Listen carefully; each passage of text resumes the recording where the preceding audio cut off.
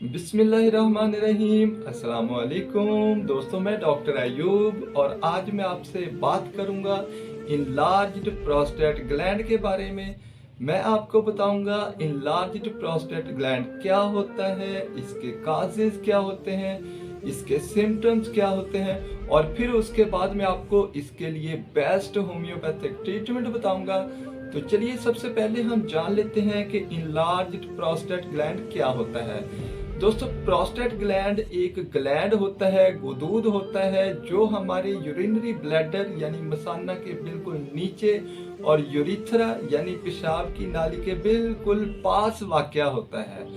दोस्तों, जैसा कि हम जानते हैं कि हमारे बॉडी में हर रोज बहुत से सेल्स खुलियात अपनी जिंदगी पूरे करके मर जाते हैं और उनकी जगह पर उतने ही सेल्स यानी जिस जगह पर जितने सेल्स की डेथ होती है उसी जगह पर उतने ही सेल्स नए पैदा हो जाते हैं। तो अगर किसी भी जगह पर जो सेल्स मरे हैं उनकी तादाद कम हो और नए पैदा होने वाले सेल्स की तादाद बढ़ जाए तो उस जगह पर एक ट्यूमर बन जाता है।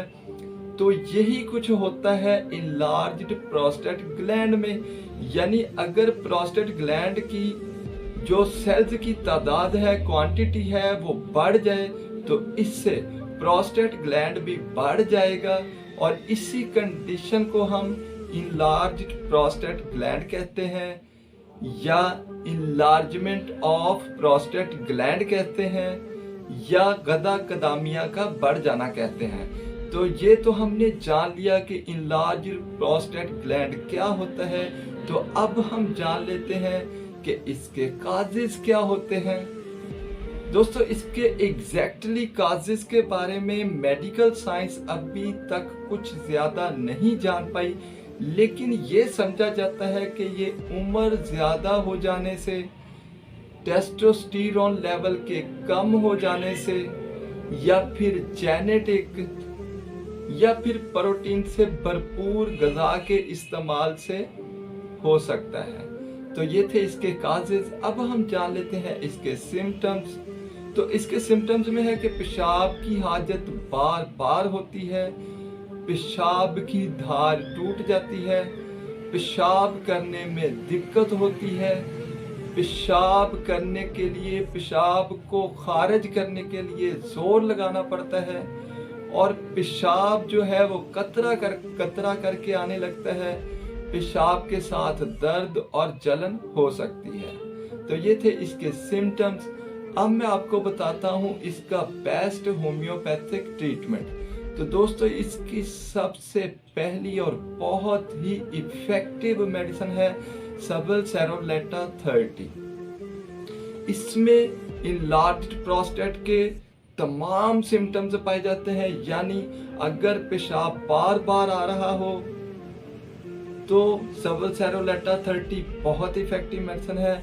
अगर पेशाब रुक रुक कर आए तो सबलसेरोलेटा 30 बहुत इफेक्टिव मेडिसिन है। अगर पेशाब के लिए जोर लगाना पड़े तो सबलसेरोलेटा 30 बहुत इफेक्टिव मेडिसिन है। यानी इसमें तमाम सिम्टम्स पाए जाते हैं जो इनलार्जमेंट ऑफ प्रोस्टेट ग्लैंड के होते हैं। तो सबलसेरोलेटा 30 प्रोस्टेट ग्लैंड के बढ़ जाने के लिए बहुत इफेक्टिव मेडिसिन है ये। और सेकंड मेडिसिन है इसकी पल्साटिला 30। पल्साटिला 30 अगर आपको पेशाब रुक रुक कर आता हो तो उसके लिए बहुत इफेक्टिव मेडिसिन है। अब हम चलते हैं इसकी थर्ड मेडिसिन की तरफ, तो वो है चिमाफिला 30। चिमाफिला 30 इनलार्जमेंट ऑफ प्रोस्टेट ग्लैंड के लिए बहुत इफेक्टिव मेडिसिन है। ये पेशाब की नाली यूरिथ्रा के लिए बहुत इफेक्टिव मेडिसिन है।